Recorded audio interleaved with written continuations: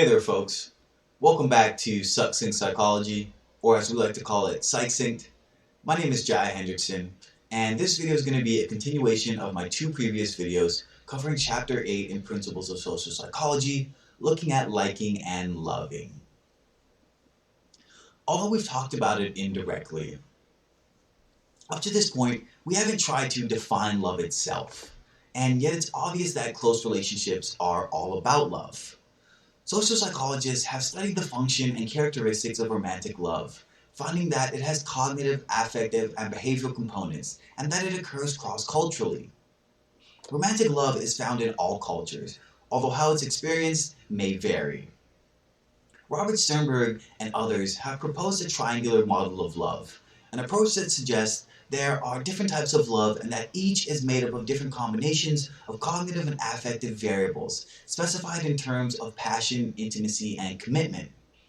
The triangular model of love, which is depicted here on the slide, suggests that only consummate love has all three of the components, and is probably only experienced in the very best romantic relationships, whereas the other types of love are made up of only one or two of the three components.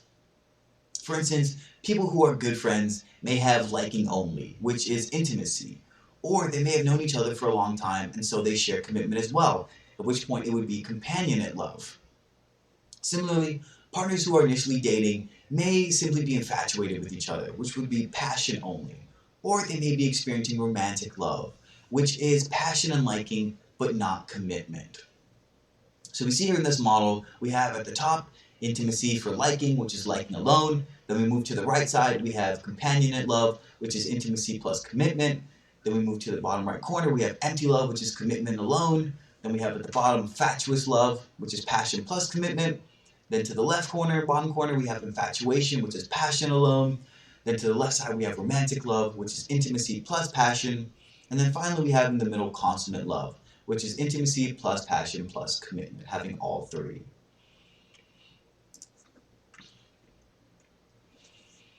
Evolutionary psychologists have proposed that we experience romantic love to help increase our evolutionary fitness. According to this idea, love helps couples work together to improve the relationship by coordinating and planning events and increasing commitment to the partnership. If love acts as a commitment device, it may do so in part by helping people avoid being attracted to other people who may pose a threat to the stability of the relationship. John Maynard and his colleagues tested this idea by selecting a sample of participants who were currently in a committed relationship and manipulating the extent to which the participants were experiencing romantic love for their partners. They predicted that the romantic love manipulation would decrease attention to faces of attractive opposite-sex people.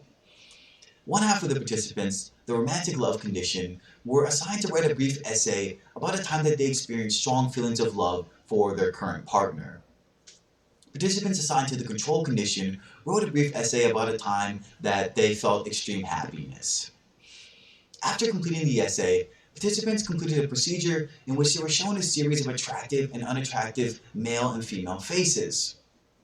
The procedure assessed how quickly the participants could shift their attention from the photo that they were looking at to a different photo.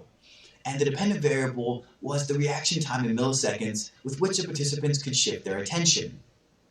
As you can see in the graph, the participants who have been asked to think about their thoughts and feelings of love for their partner were faster at moving their attention than were participants moving their attention from attractive opposite-sex people than were participants from any other condition. When experiencing feelings of romantic love, participants' attention seemed repelled rather than captured by the highly attractive member of the opposite sex.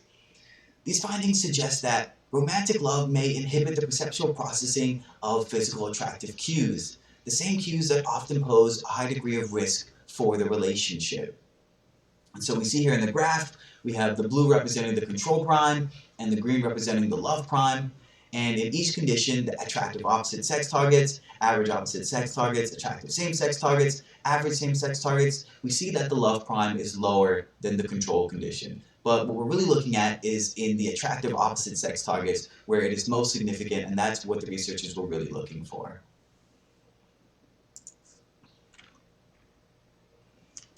One of the more important determinants of the quality of close relationships is the way that the partners relate to each other. These approaches can be described in terms of attachment style, which is individual differences in how people relate to others in close relationships. We display our attachment styles when we interact with our parents, our friends, and our romantic partners. Attachment styles are learned in childhood as children develop either a healthy or unhealthy attachment style with their parents. Most children develop a healthy or secure attachment style. These children perceive their parents as safe, available, and responsive caregivers and are able to easily relate to them. For these children, the parents successfully created appropriate feelings of affiliation and provided a secure base from which the children felt free to explore and then return to. However, for children with unhealthy attachment styles, the family does not provide these needs.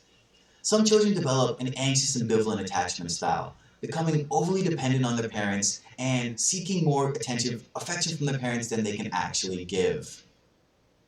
These children are anxious about whether their parents will reciprocate closeness. And still other children become unable to relate to their parents at all, becoming avoidant, fearful, and cold. And this describes the avoidant attachment style. The attachment styles that we develop in childhood remain to a large extent stable into adulthood. And the consistency of attachment styles over the lifespan means that children who develop secure attachment styles with their parents as infants are better able to create stable, healthy, interpersonal relationships with other individuals, including romantic partners, as adults. They stay in relationships longer and are less likely to feel jealousy about their partners. But the relationship of anxious and avoidant partners are more problematic. Anxious men and women tend to be less warm with their partners, are more likely to get angry, and have more difficulty expressing their feelings. Anxious types also tend to worry about their partner's love and commitment for them, and they interpret their partner's behaviors more negatively. Anxious partners also see more conflict in their relationships, and they experience those conflicts more negatively as well. On the other hand, people with avoidant personality types simply have difficulty creating close relationships at all. They have difficulty expressing their emotions and experience more negative affect in their interactions. They also have trouble understanding others' emotions and show a relative lack of interest in learning about their romantic partner's thoughts and feelings. Because attachment styles have such an important influence on our relationships, you should think carefully about your potential partner's interactions with other people in his or her life. And the quality of the relationships that people have with their parents in close relationships will predict the quality of their romantic relationships.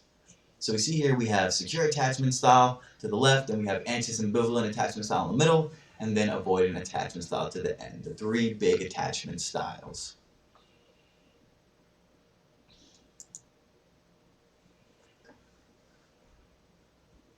Most of us are spending more time connecting with others electronically, and online close relationships are becoming more popular.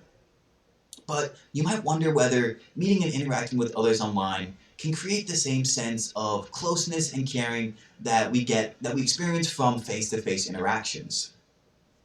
And you might wonder whether people who spend more time on Facebook, Twitter, and the internet might end up finding less time to engage in activities with their friends and loved ones who live physically close by. Despite these potential concerns, research shows that using the internet actually has a positive influence on our close relationships. In one 2002 study, Kraut and colleagues found that people who reported using the internet more frequently also said that they spent more time with their friends and family and indicated having better psychological health. The internet also seems to be a useful place to help people develop new relationships, and the quality of those relationships are as good as or better than those formed face-to-face. McKenna Green and Gleason in 2002 found that many people who participated in news and user groups online reported having formed a close relationship with someone who they originally met on the internet. Over half of the participants said that they had developed a real-life relationship with people who they first met online. And almost a quarter reported that they had married, had gotten engaged to, or were currently living with someone they initially met on the internet. There are probably a number of reasons why internet relationships can be so successful. For one, relationships grow to the extent that partners self-disclose by sharing personal information with each other. And the relative anonymity of internet interactions may allow people to self-disclose more readily. Another characteristic of internet relationships is the relative lack of physical cues to a person's attractiveness. When physical attractiveness is taken out of the picture, people may be more likely to form relationships on the basis of other important characteristics, such as similarities in values and beliefs. Overall, the evidence suggests that rather than being an isolating activity, interacting with others over the internet helps us maintain close ties with our family and friends, and in many cases helps us form intimate and rewarding relationships.